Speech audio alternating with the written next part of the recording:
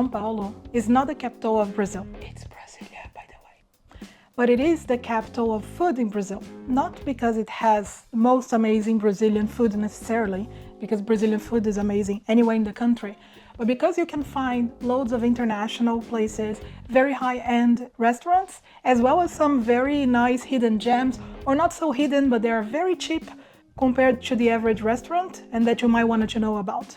Hi, my name is Anna, and here on this channel we speak about everything related to food, culture, architecture, and much more in Brazil. Come with me as we explore this beautiful country together.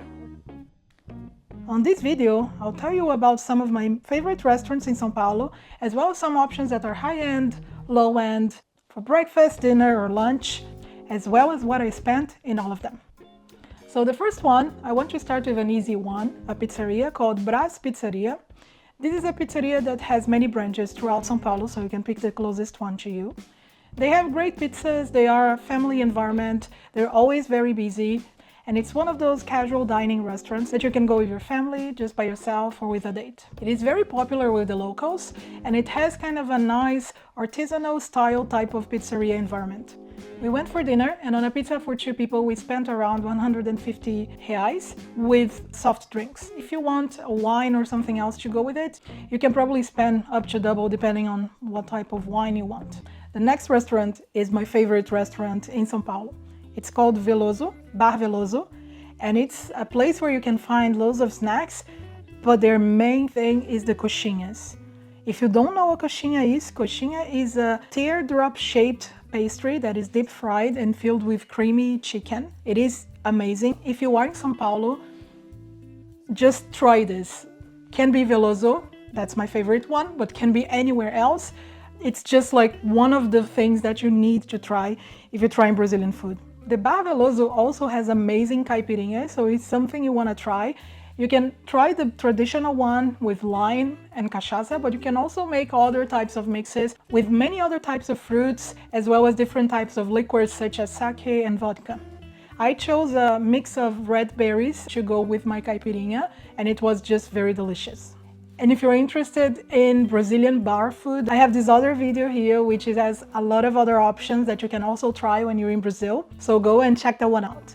In Veloso, for some snacks like the coxinha and a couple of other things, plus the drinks, we spent around 160 reais, but you can probably spend more than that if you're going to drink more than one cocktail.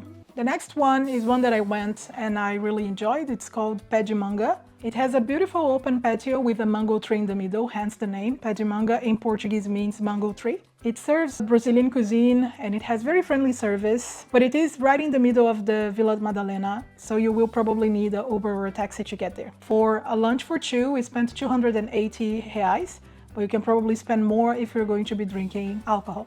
The next one is also a favorite of the locals. It's called Vela Paulista. It is known as a bakery, a Brazilian bakery, which is where loads of people go for breakfast, but also serves food throughout the day. Vela Paulista specifically is a 24/7 Brazilian bakery restaurant, and as the name already gives you the clue, it's right in the heart of the Paulista region. You will find people there at all times of day and night, as it is great for snacks or even like a breakfast if you're coming out of party, or if you wake up early or late, you can have a breakfast, dinner, or lunch. They also serve pizzas. On this day we had breakfast for 2 people and we spent 183 reais. The next one is also a 24/7 restaurant. It is probably the restaurant that the locals will go to, and it's called Lanchonete do Estadão, or the Estadão Lanchonete. This is a small place that might not look like it amounts to a lot, but it's extremely popular with the locals, and that is because one of their sandwiches, the pork leg sandwich, or sanduíche de pernil.